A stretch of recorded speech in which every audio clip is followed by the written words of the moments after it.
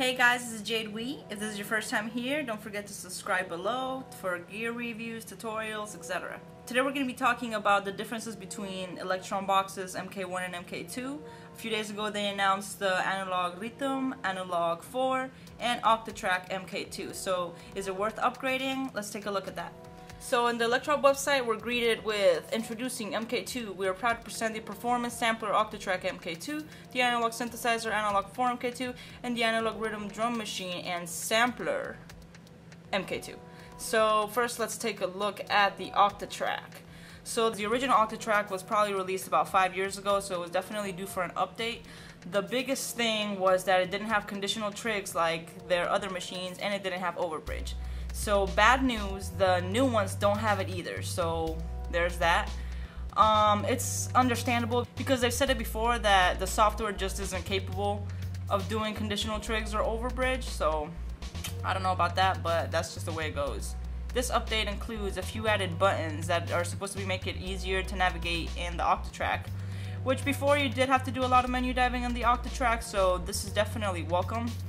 Over here to the right, we got start position, loop position, end position. This all has been labeled, so that's very nice. It's also maybe like 3 millimeters larger than the original MK1. Also, there's a significant size difference of the Analog 4 and Analog Rhythm MK2 size, if you guys didn't know that. They're actually a tad bigger. Here's a picture from Elektronauts for comparison. But the Octatrack seems the same size as the MK1, so I don't know what's up with that. Anyways, alright, so let's look at the back.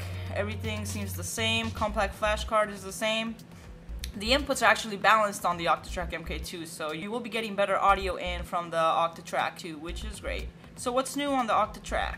Crisp OLED screen providing optimal feedback in dimly lit environments. So the screen is the same screen as the Digitact, which is definitely an improvement. Ultra durable backlit buttons rated for 50 million presses, so that's nice. I'm still getting used to this new gray square buttons, but you know, it's kind of growing on me. The encoders are definitely better. Increased amount of dedicated buttons, yeah, we talked about that, and balanced audio inputs, yep. Okay, so yeah, it's pretty much the upgrades of the Octatrack. It's pretty much all physical, nothing really internal. They said the software is exactly the same, so keep that in mind if you're shopping for an Octatrack. You know, like, you can get a used one for like, I've seen them go as low as $800, which is definitely a pretty good deal. These new are going for $13.49 USD, and I mean, if you're thinking about selling your Octatrack to get this, I would say don't do it. But if you're thinking about getting an Octatrack, I would definitely go for the MK2 because there's more dedicated buttons to do things, and you know, it's better to have a new machine with 50 million presses than a used one that's probably already had a couple thousand, maybe million presses and might break at some point. So yeah, so that's the Octatrack MK2. Let's take a look at the Analog 4 MK2. Analog 4 MK2, as you can see, the new boxes are tilted, and like I said, they're also significantly bigger than the previous ones. If we look at the specs of the MK2, we can see that the screen is also bigger than the previous one. It's UltraScript 128 by 64 OLED screen, so the screen has also been upgraded. Also, if you look at the specs of the Analog 4, it really looks like the analog keys. So if you can see in the back, it has track out for each individual voice, which the analog keys had, but the Analog 4 didn't have. So that's definitely an upgrade. And if we look here, what's new? Reworked analog circuitry, delivering very deep and defined bass. Okay, so this is a common topic in the Elektron world. Does the Analog 4 sound better than the analog keys? Some people say no. I've had both. I can say yes, the analog keys, the bass is booming on the analog keys. There's no comparison there. Some people will fight about this, but I'm telling you, in my personal opinion, if you can't hear it, I don't know what to tell you. So if this has the same bass that the AK has, that's definitely an improvement. These are going for $13.49 as well. I've seen the Analog 4 MK1 go as low as $850, you know, like desperate prices. So maybe like, and not realistically $900, $950 for a used Analog 4 MK1. So should you sell your Analog 4 and get the Analog 4 MK2? I wouldn't suggest it unless you think the bass on the Analog 4 is unusable and unless you really need the individual outs. If you do, then I say, yeah, you know, it's definitely the individual outs, if you're using them with a mixer, it's definitely useful. But if you're not, then I don't see why you should sell your Analog 4 to upgrade to this. If you're a new user, $13.49 versus $9.50, I mean, a little more, you could just add a Digitact with your MK1 Analog 4. So just think about those things. Also, it has CV, Expression CV1 and Expression CV2. And it also has CV gate out. So if you're using it with modular, it's definitely a good upgrade to have.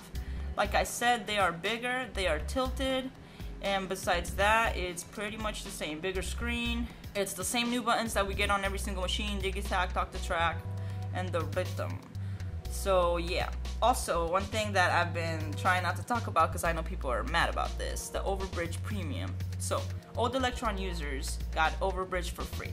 And that was cool because, you know, you're going from hardware, you can include it into your software, and, you know, you get a nice hybrid setup going on there.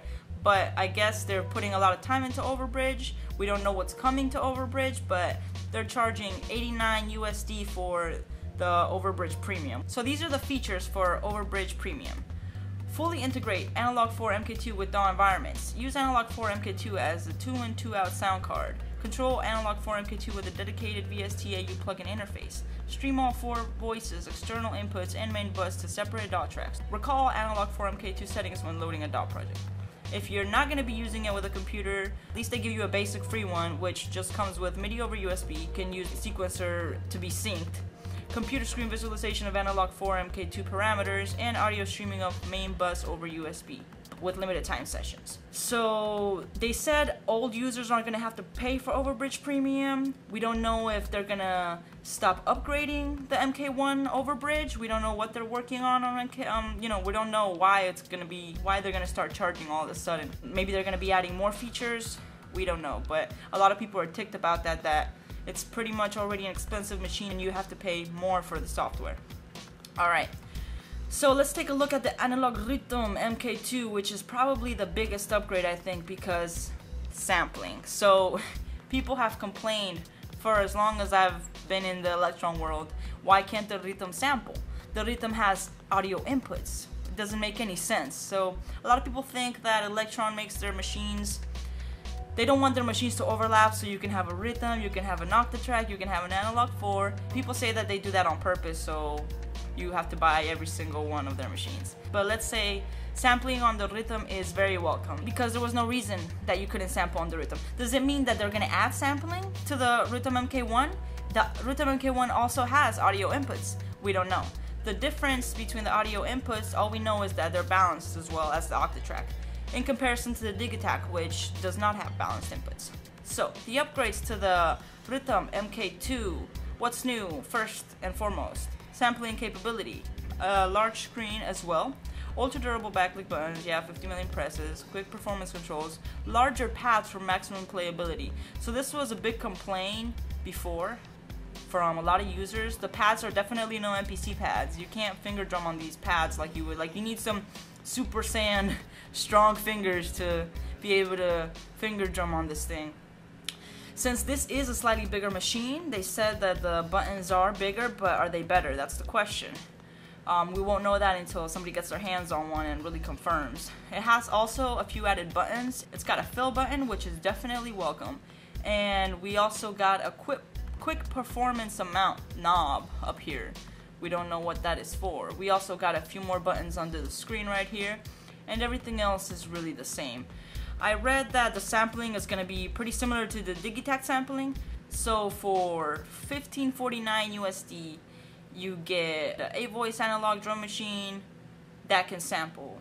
That's pretty decent, I guess, if you're rich. Yeah, so $15.49 and $89 for the Overbridge Premium. You're looking at probably a little over $1,700 for Analog Rhythm MK2. So should you run and sell your MK1?